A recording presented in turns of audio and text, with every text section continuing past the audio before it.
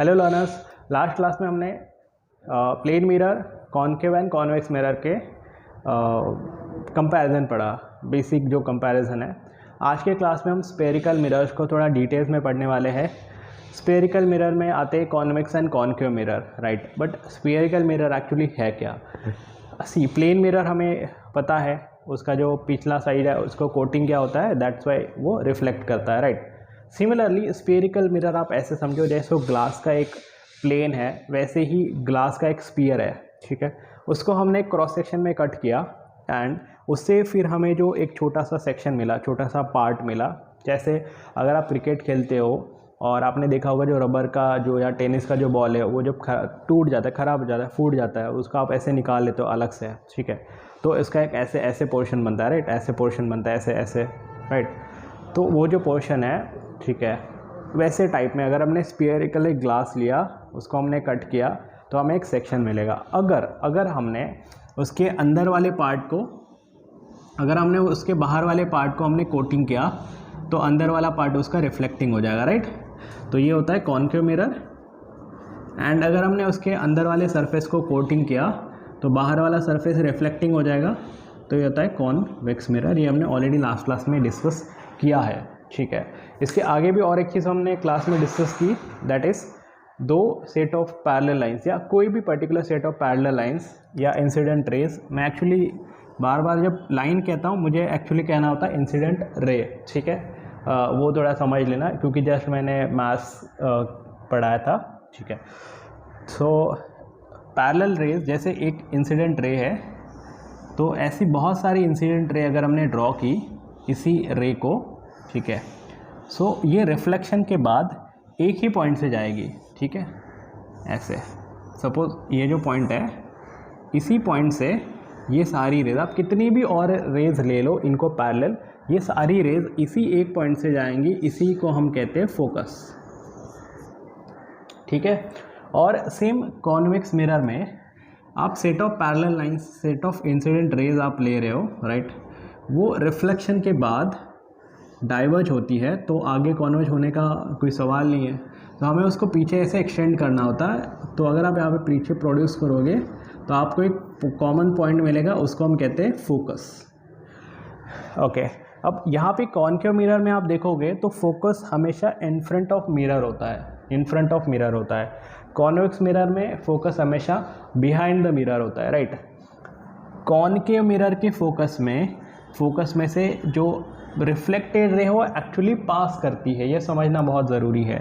ये जो reflected ray है ऐसी जा रही है, या ये रे है, वो सारी रेज एक्चुअली इससे पास कर रही है कॉन्केव मिरर के केस में। कॉन्वेक्स मिरर के केस में वो एक्चुअली पास नहीं कर रही है, इट सीम्स लाइक इमर्जिंग, ठीक है। उसको हम कहते हैं सीम्स लाइक इमर्जिंग। मतलब क्या, ऐसे लग रहा है कि ये जो रे है, ये रे वो यहाँ से ओरिजिन होके ऐसे आ रही है, बट एक्चुअली यहाँ से ओरिजिन हो रही है क्या? नहीं, वो एक्चुअली यहाँ से आ रही है, यहाँ आई और यहाँ से आ रही है, बट हमें लग रहा है कि यहाँ से ऐसे पीछे से आ रही है, ठीक है। तो अगर आप ऐसे सारे, अगर मैंने और एक रे ले ली, ठीक है, तो इसका भी जो अगर आपको इसकी रिफ्लेक्टिंग रे ड्रॉ करनी है, रिफ्लेक्टेड रे, तो आप कैसे करोगे? ऐसे उसको यहाँ से इंसिडेंट पॉइंट को और फोकस को ज्वाइन करके आगे एक्सटेंड करोगे, आपको यहाँ पे रिफ्लेक्टेड रे मिल जाएगी, ठीक है। तो ये दोनों कॉन्सेप्ट आपको पता है ऑलरेडी, हमने लास्ट क्लास में डिस्कस किया है। तो अगर आप अलग अलग सेट ऑफ लाइंस लोगे पैरेलल तो आपको अलग अलग फोकस मिलते जाएंगे, ठीक है। तो अभी हम 10th के लिए जो फोकस डिस्कस करने वाले हैं वो है प्रिंसिपल फोकस। अब ये प्रिंसिपल फोकस क्या होता है? आज के क्लास में हम कुछ इंपॉर्टेंट टर्मिनोलॉजीज पढ़ने वाले हैं। सो सबसे पहली टर्मिनोलॉजी है सेंटर ऑफ कर्वेचर, ठीक है। अब सेंटर ऑफ कर्वेचर क्या है? एक स्फीयर से हमने स्फीयरिकल मिरर बनाया है, तो वो स्फीयर का एक सेंटर होगा, राइट। समझ में आ रहा है? तो जिस स्फीयरिकल मिरर को हमने जिस स्फीयर से बनाया है उसका जो सेंटर है that is the centre of curvature. So center of curvature is a center of a sphere of which the spherical mirror is part of, ठीक है। तो ये हमारा हो गया सेंटर ऑफ कर्वेचर। ओके, क्या ये सेंटर ऑफ कर्वेचर मिरर पे है? नहीं है, राइट, ये सेंटर ऑफ कर्वेचर मिरर पे नहीं है। अब हम, ये हो गया कॉनकेव मिरर। मैं अभी कंपैरिजन लेके चलूँगा ताकि आपको असर्शन रीजनिंग में जो है इस पे अगर कोई क्वेश्चन आता है तो आप कर पाओगे। ठीक है, तो ये है सेंटर ऑफ कर्वेचर जिसको हम रिप्रेजेंट करते हैं सी से। ओके, तो यहाँ पे कंपैरिजन देखो, जो सेंटर ऑफ कर्वेचर है कॉनकेव मिरर का that is in front of mirror, convex mirror में centre of curvature is behind the mirror, focus का भी सेम था, राइट। अच्छा, अब हम सेकंड जो इम्पॉर्टेंट पॉइंट है वो है पोल। ठीक है, अब पोल क्या होता है समझते हैं। जो स्फेरिकल मिरर को हमने कट किया, ठीक है, स्फेरिकल मिरर को हमने कट किया, अब उसका जो ज्योमेट्रिकल सेंटर है जो उस पे आ रहा है, ठीक है, उस पे आ रहा है। सपोज ये ऐसे समझते हैं कि ये मिरर है, ठीक है, ये मिरर है, ये तो वैसे लेंस है, राइट, स्फेरिकल लेंस है। तो ये जो लेंस पे जो एकदम बीच में जो पॉइंट है, मिड पॉइंट है, ज्योमेट्रिकल सेंटर है, वो ज्योमेट्रिकल सेंटर होता है पोल। ठीक है, तो पोल कहाँ पे आएगा? इसका ऐसे, ठीक है, तो ये हो गया पोल, इसको रिप्रेजेंट करते हैं पी से। ठीक है, तो centre of curvature is a centre of sphere of which the spherical mirror is part of, and pole is a geometrical centre of that spherical mirror. So pole is on the mirror, center of curvature is not on the mirror. ठीक है, दोनों में comparison समझ में आ गया। Okay, now next हमारा जो टर्म है वो है प्रिंसिपल एक्सिस। तो अगर आपने पोल और सेंटर ऑफ कर्वेचर को ज्वाइन कर दिया तो जो स्ट्रेट लाइन है, दिस स्ट्रेट लाइन, आप इसको एक्सटेंड कर सकते हो आगे। ठीक है, तो ये जो लाइन है इसको हम कहते हैं प्रिंसिपल एक्सिस।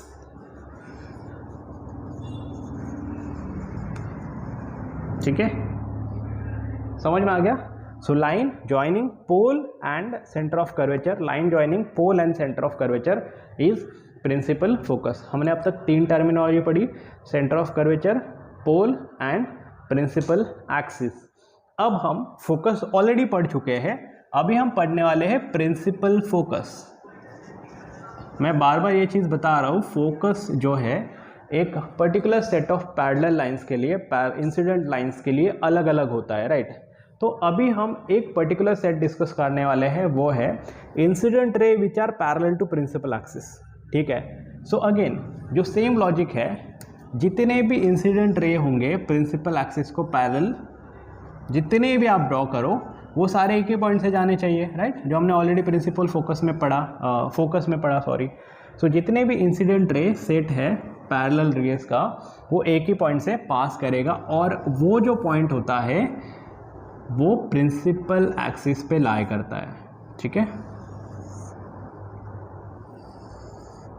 ऐसे।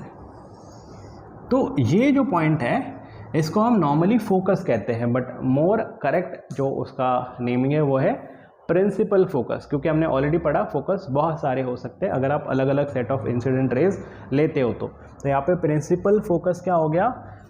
The converging point on principal axis, that is all the incident ray which are parallel to principal axis converges after reflection which is that is the point on a principal axis। फिर से मैं इसको reframe करता हूँ, incident rays parallel to principal axis, incident ray parallel to principal axis after reflection converges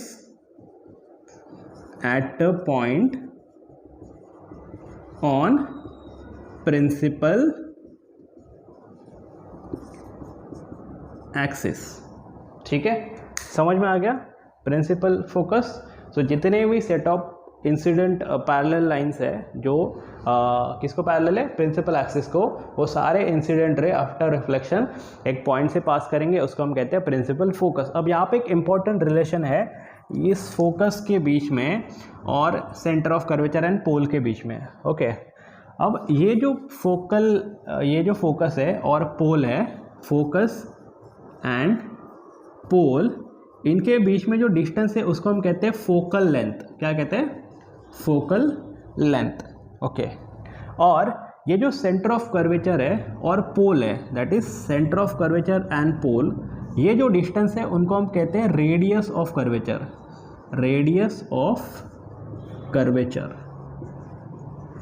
ठीक है, तो जो स्फीयर है जिसका ये स्फेरिकल मिरर पार्ट है उसकी जो रेडियस है that only the radius of curvature, right. And focal length is focus and pole, इनको ज्वाइन करने वाली जो लाइन है उसका आप डिस्टेंस ले लोगे, then you will get the focal length. So बहुत इंपॉर्टेंट रिलेशन है यहाँ पे, फोकल लेंथ जिसको हम एफ से रिप्रेजेंट करते हैं, रेडियस ऑफ कर्वेचर जिसको हम आर से रिप्रेजेंट करते हैं। Focal length radius of curvature के हाफ होता है, दैट इज ये एग्जैक्टली दोनों के बीच में होता है, मिड पॉइंट पे होता है प्रिंसिपल एक्सिस में।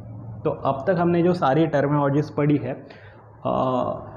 कॉनकेव मिरर के केस में वो आपको समझ में आ गई होगी। सेम हम कॉन्वेक्स मिरर में भी पढ़ेंगे, बट पहले ये समझ लें। अब ये सारे कॉन्सेप्ट्स हम कॉन्वेक्स मिरर के केस में भी समझते हैं। अब सी प्रिंसिपल एक्सिस तो दोनों में सेम है, right. Pole and centre of curvature को ज्वाइन करने वाली जो लाइन है that is the principal axis, right. Focal length and radius of curvature, radius of curvature भी सेम है, ठीक है। फोकल लेंथ भी सेम है, लेकिन फोकस हमें समझना होगा कि principal focus of convex mirror क्या होता है, ठीक है। तो पहले हम डायग्राम ड्रॉ करते हैं। कॉन्वेक्स मिरर को हमने क्या कहा था, diverging mirror, right, diverging mirror, ठीक है। तो अगर यहाँ पे ऐसे rays which are parallel to principal axis are incident on mirror, then what will happen?